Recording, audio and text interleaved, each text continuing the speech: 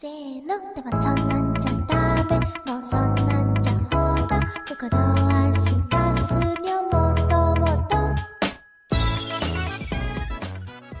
Welcome to the channel. This is our review of season 4 episode 9 of The Flash. The episode was entitled Don't Run, and we're going to discuss everything that happened in this episode, not necessarily in the order in which it happened, but just give you guys a review and our thoughts on it. Alright, so right off the bat, we're basically resuming after the wedding of Barry and Iris as far as them coming back from their honeymoon.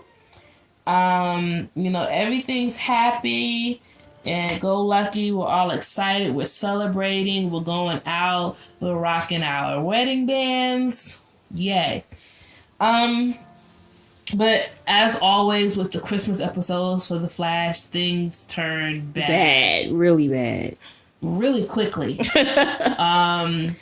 So Caitlin gets abducted by Blacksmith, and at the same time the Thinker has abducted Barry.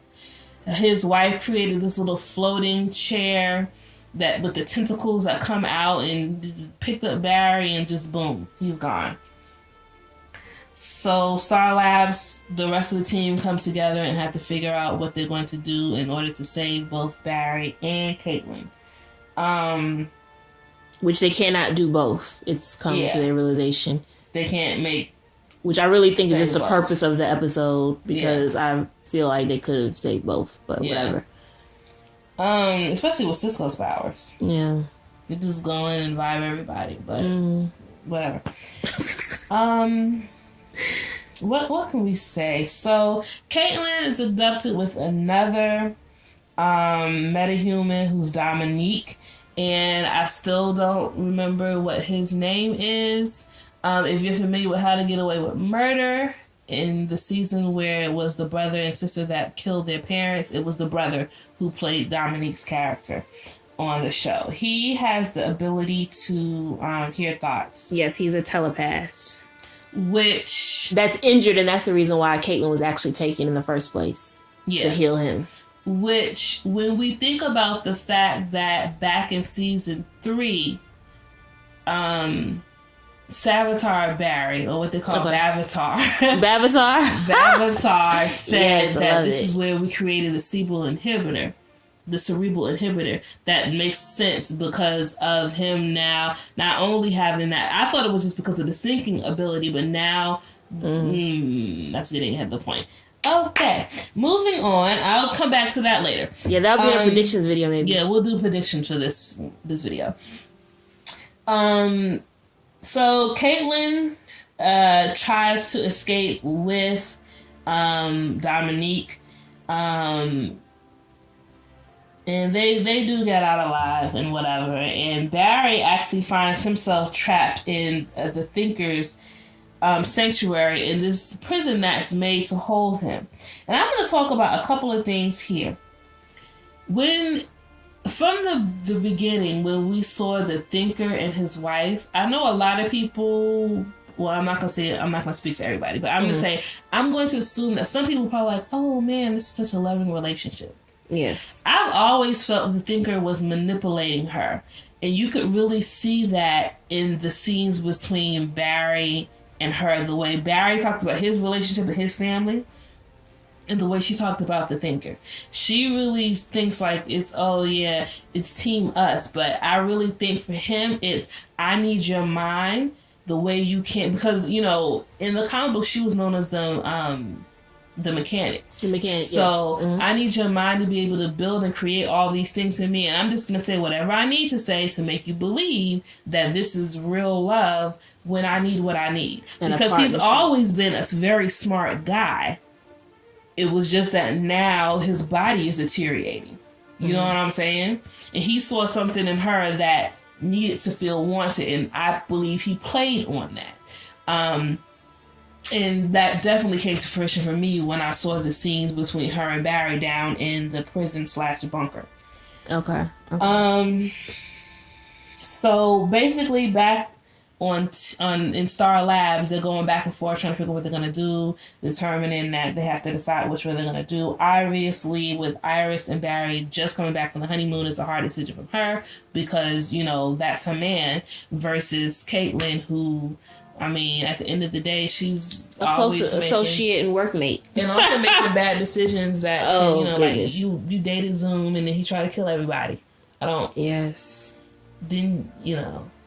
So there's that. Well, we can't discuss everything she's done right now, but we're just gonna say that she's you done keep making bad some decisions things, with the team. Yeah, that hasn't always been for the positive of the team. But with that being said, Iris ended up choosing Caitlin because Barry could take care of himself. He has powers. Caitlin does not. Which, of course, we know she really did want to lean towards Barry, but she figured that would be a selfish decision to make. And throughout all of this, because they are now down with Barry not being around, Ralph is more pushed out there to prove himself as a superhero. Yeah, so everybody gets back together, and Caitlin, because she is who she is, had to invite Dominique to the Christmas party. And so he comes to the Christmas party. And I can't remember why Barry decides to go back to the house. The alarm went off. He forgot. The alarm went off? Okay. The alarm went off, I think. So he goes back to the apartment, and then he gets a phone call from DeVoe. But now DeVoe is no longer DeVoe in the weak chair body. When they switch it over, that screen. He's now Dominique in the house with Barry's wife and his family talking about what's up there, homeboy. Hello, Mr. Allen. Yeah. And it's not DeVoe's voice. Just so you know, we're definitely going to put heavily spoilers on this. Oh, yes. Just so you know, when they ran out, I'm not going to do anything to them because I have a surprise for you. Okay? So then we turned Barry. Well, we didn't turn around because we weren't there. the camera pans, and you see DeVoe's body with the same kitchen knife that they got from Oliver that they didn't even want. Right? They got a knife in the very beginning of the episode, which I just realized we did not mention. But however, when they came back from the honeymoon, they're going through presents. And that knife was sticking out of his body. Yes. And in that moment, you're hearing the police like coming up the stairs, knocking on the door, ringing the doorbell, whatever. You see his body transition with the lightning, and then he looks at the picture, I think, of Iris and him, and then maybe one of him and Joe, I don't know, but definitely the one of him and Iris, and he's like, don't run. And then he's gone off to jail. And that's the end of the episode. And me and Caitlin would have had words if that was a real scenario and I was his wife. Just saying. But that's how it goes off. So we're going to do some predictions for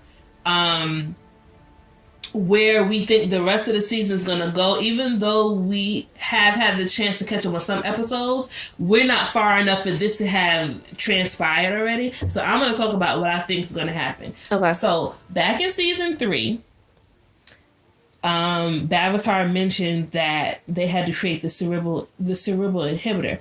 And because his name was a thinker, I was always thinking that they were going down that path. Okay. But now that we know that old boy has the ability to read minds, that's why they had to create the cerebral inhibitor.